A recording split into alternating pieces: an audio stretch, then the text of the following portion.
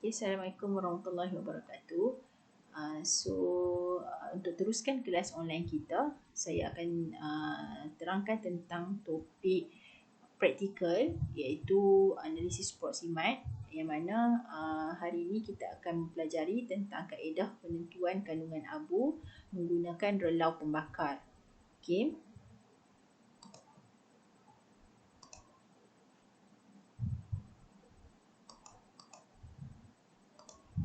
Okey, saya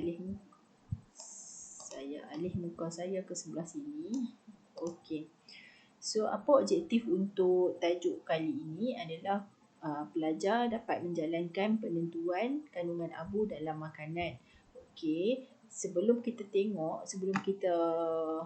awak faham tentang penentuan kandungan abu, tapi mesti awak tertanya-tanya apakah yang dimaksudkan dengan abu, kan? So, abu ni apa? Muka saya menyemak, saya tutup dah muka saya. Okey, so abu ialah, tujuan analisis penentuan abu ni ialah, sebelum tu kita tengok apa itu abu. Abu ni ialah satu hasil inorganik akhir yang tinggal setelah air dan juga bahan organik lain disingkirkan melalui proses pemanasan. Okey, kalau kita sebut abu, penentuan abu.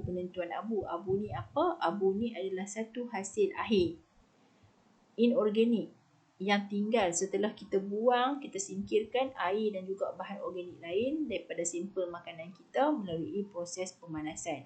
Okey, so abu ni adalah hasil akhir. Okey, analisis ini dijalankan untuk mengukur jumlah mineral yang ada dalam makanan. Kaedah ini digunakan berdasarkan fakta yang mineral tidak dapat dimusnahkan melalui kaedah pemanasan dan kadar kemeruapannya adalah rendah berbanding komponen lain.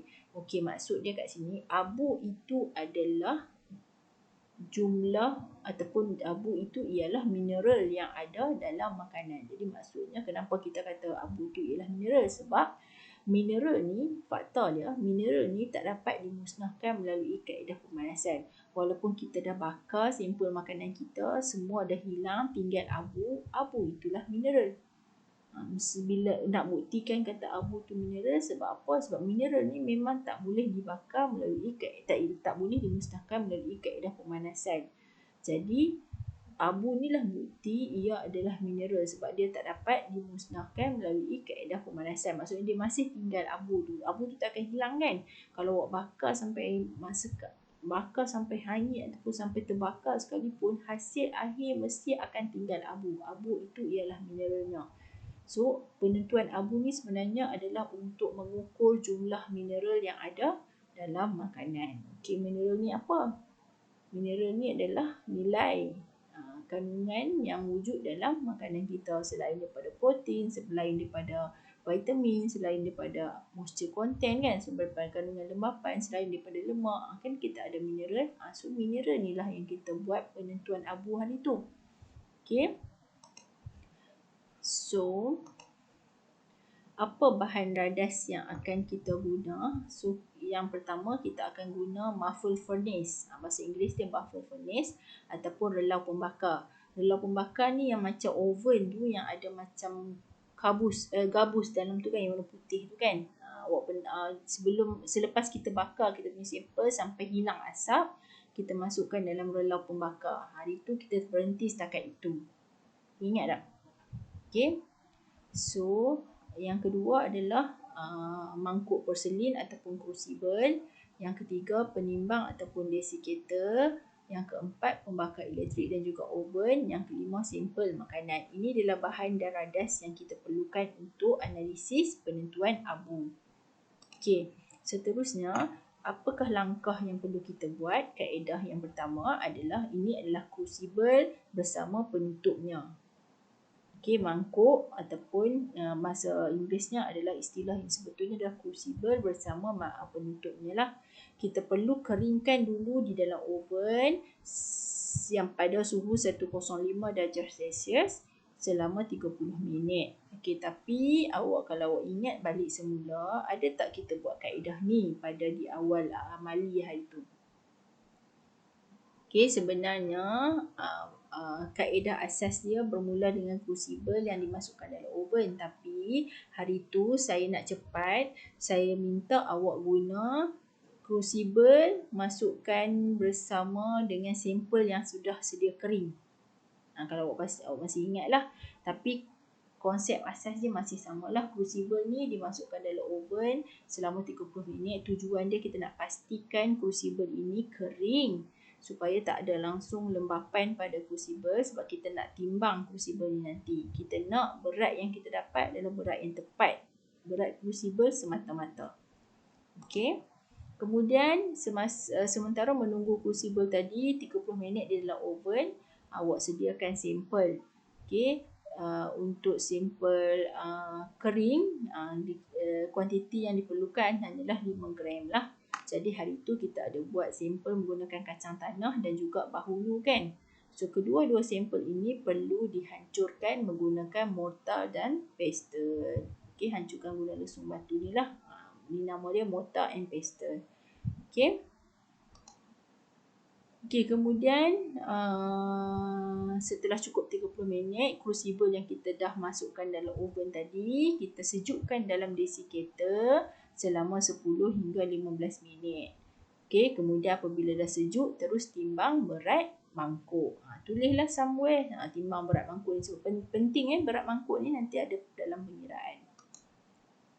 Okey, kemudian sampel yang telah kita hancurkan tadi, bahulu dan juga kacang, kita terus timbang di dalam crucible. Maksudnya awak timbang 5 gram ni terus di dalam crucible. Masa kita hancurkan tadi, kita hancurkan. Tapi masa kita nak timbang terus di dalam crucible lah. Lepas tu, terus bakar ataupun panaskan di atas hot plate. Pembakar elektrik ni. Bakar di dalam kebuk wasap hingga tiada asap. Ni awak ingat tak? Sebab hari tu saya minta awak buat dalam kebuk wasap. Kita bakar sampai dia berasap, sampailah tiada asap. Sebab tu hari tu saya minta awak guna kacang dan juga bahulu yang telah dikeringkan dalam oven. Supaya proses ni jadi cepat.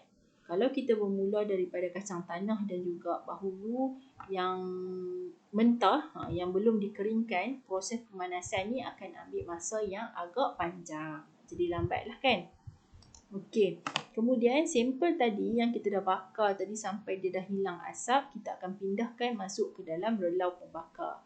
Okey, relau pembakar kita tak adalah warna oren macam ni kan, sebab dia belum on. Kita pastikan kita masukkan dulu, baru kita tutup, barulah kita on. Suhu relau pembakar ni sangat tinggi, 550 hingga 600 darjah Celsius. Tujuan dia nak bakar sampel ni sehingga menjadi warna putih ataupun kelabu. Okey. Kemudian bila dah cukup dah cukup tempoh pembakaran di dalam muffle furnace, kita akan sejukkan mangkuk crucible tadi tu yang ada sampel yang telah jadi abu ni, kita akan sejukkan dalam desiccator sehingga dia sejuk lah. Selama mungkin ambil masa yang lebih lama lah. Sehingga dia sejuk. Sejurus selepas dia sejuk, kita kena timbang berat mangkuk bersama abu. Tulislah di mana-mana berat mangkuk bersama abu.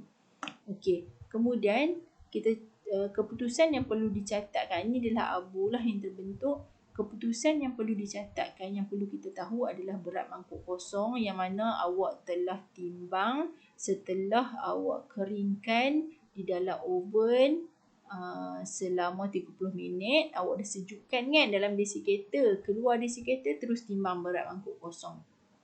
Lepas tu barulah awak masukkan 5 gram sampel dalam mangkuk tadi dan timbang semula. So macam mana nak dapat berat sampel? Berat mangkuk tambah sampel tolak berat mangkuk kosong, awak dapat berat sampel. Okey. Lepas tu berat mangkuk campur abu adalah setelah awak dah masukkan abu tadi, awak dah masukkan sampel tadi dalam relau pembakar sehingga menjadi abu. Kita sejukkan dalam desiccator. Lepas tu kita terus timbangkan berat mangkuk plus abu kan. Jadi macam mana kita nak dapat berat abu? Berat mangkuk plus abu tolak berat mangkuk kosong, dapatlah berat abu. Jadi daripada situ kita dah boleh kira peratus abu lah. So macam mana nak kira peratus abu? peratus abu adalah berat abu bahagi berat sampel asal. Berat abu yang kita dah kira tadi bahagi dengan berat sampel asal yang kita dah dapat tadi 5 gram ke berapa tu, darab dengan 100. So dapatlah peratus abu. Okay, jelas? So kalau awak tak jelas, awak boleh tonton video yang saya dah letakkan dalam Google Classroom. Video penjelasan, video tu berbahasa Inggeris lah. Awak boleh tengok berulang kali sampai awak faham macam mana dia punya langkah demi langkah untuk menjalankan penentuan abu. Yang tu dia tunjuk step by step. Saya punya penerangan ni just terangkan lah. So awak kena fahamkan penerangan dulu. Awak boleh tengok video tersebut berulang kali sehingga awak dapat kefahaman yang jelas. Okay? So sampai berjumpa lagi. Terima kasih. Assalamualaikum.